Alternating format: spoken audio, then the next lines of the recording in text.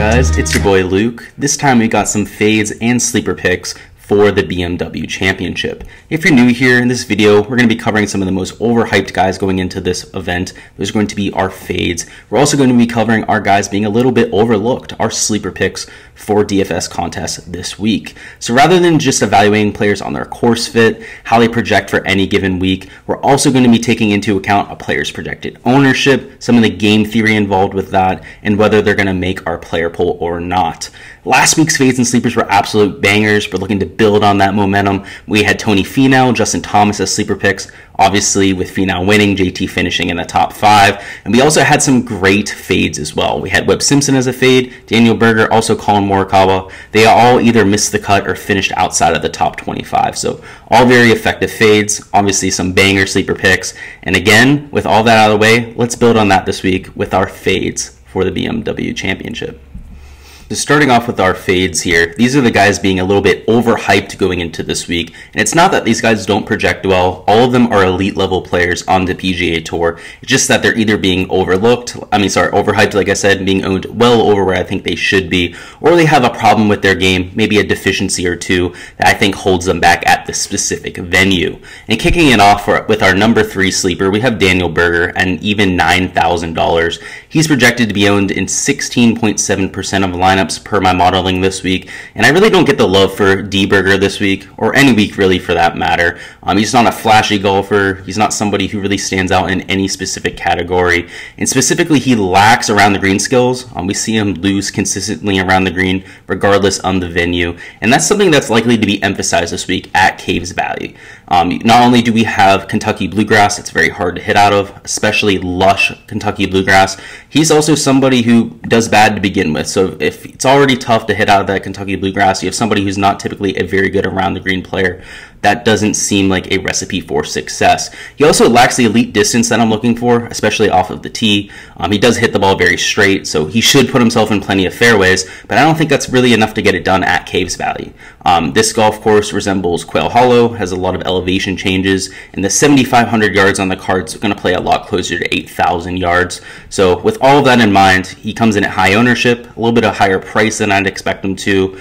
Also has a few deficiencies that I just outlined. And the worst part, he's getting the most steam of anybody in that price range. By far the highest owned player. So for me, it makes him a relatively straightforward fade this week. At number 2, we have Louis Oosthuizen. He's a $9,600 golfer, owned in 18.8% of lineups. That's a very substantial amount of lineups. And we haven't seen him since Memphis due to an injury. He's had a neck injury since then. Louis is obviously somebody who withdraws quite a few times throughout the year, somebody who has the injury bug per se, but the fact that we haven't seen him since the WGC shows that this isn't just a little flare-up. It's probably a new injury and probably a little bit more serious than most are taking it out to be. Aside from the injury, he also lacks elite distance off the tee. Obviously a very consistent ball striker, somebody who doesn't put himself in much trouble, but again, we haven't seen him in over 3 weeks. He is coming off what seems to be a substantial injury, so there's a lot of hesitancy, at least for me, going there. And at 18.8% ownership in terms of a game theory play, it's a relatively straightforward fade for me as well. And at number 1, we have someone who's also under the injury bug. Fortunately, that's Collin Morikawa, and even 10 grand this week. Only being owned in 12.5% of lineups, but it's a very straightforward fade, a complete fade for me, so that's why he came in at number 1. His swing hasn't looked the same over his last 3 events, and it's not because he's in some funk. It's not like he's out of tempo or anything like that. He hurt his back at the Olympics. It was on Sunday. He let the media know about it last weekend. Wish he would have done so sooner, because obviously the numbers haven't looked good. But ever since the injury, he has lost strokes on approach in every single round. He's also lost strokes off the tee in almost every round, at 6 of those 8 rounds. So not what you want to see with Collin Morikawa. Obviously missed the cut last week at the Northern Trust. He was a number 1 fade last week as well. He's going to be the number 1 fade this week. I don't really need to go into anything more than that. He doesn't have elite distance either, so you don't love that. And he's, again, been losing strokes all over the place. That's why he's my number 1 fade for the BMW Championship this week. And now for the sleeper picks, the more interesting of the bunch, the more vibrant, the guys that I'm definitely taking shots on this week, people that are being a little bit overlooked in my opinion. At number 3 for our sleeper picks, we have Harris English at $8,400 and just 11% ownership. I absolutely love him as both a cash play and GPP play this week. He's been on an absolute tear to end the 2021 season, and it really resembles the play of golf and that run of golf he had at the end of 2020. If you guys remember, towards the end of 2020, he piled up plenty of top 5, top 10 finishes, ended up giving DJ a really good run at the Northern Trust, ended up shooting 22 under, and obviously would have won that golf tournament if DJ didn't go out and shoot 30 under par. Absolutely love Harris English's game as well. He's somebody who has elite distance off the tee, a little bit sneaky. You know, he's not usually mentioned with the Bombers on tour, but he averages well over 310 yards per drive. He's also somebody who has great around the green skills, somebody who gains consistently in all 4 major statistical categories as well. And at just 11% ownership, I really expected him to come in one of the highest owned in that range, closer to the 17-18% range. But the fact that he's almost even in the single digits makes him even more of a good play for me this week. He's going to be one of the players I have the highest amount of leverage on in that $8,000 range, probably in the 30 to 35% ownership level, and I absolutely love him at Caves Valley.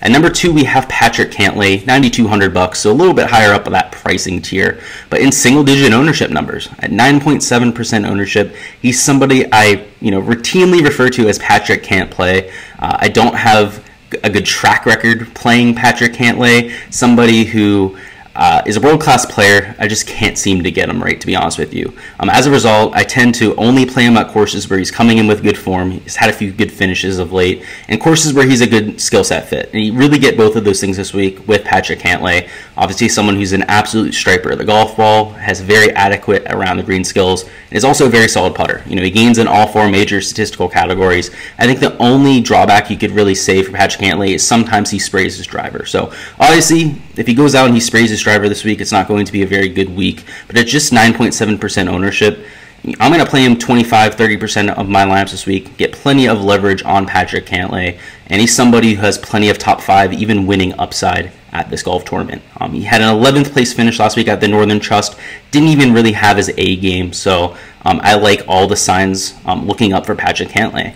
At number 1, we have Brooks Koepka. It's crazy to say that he's a sleeper pick this week, but at $10,200, it seems to be a little bit too expensive for most people because he's also only being owned in 9.7% of lineups.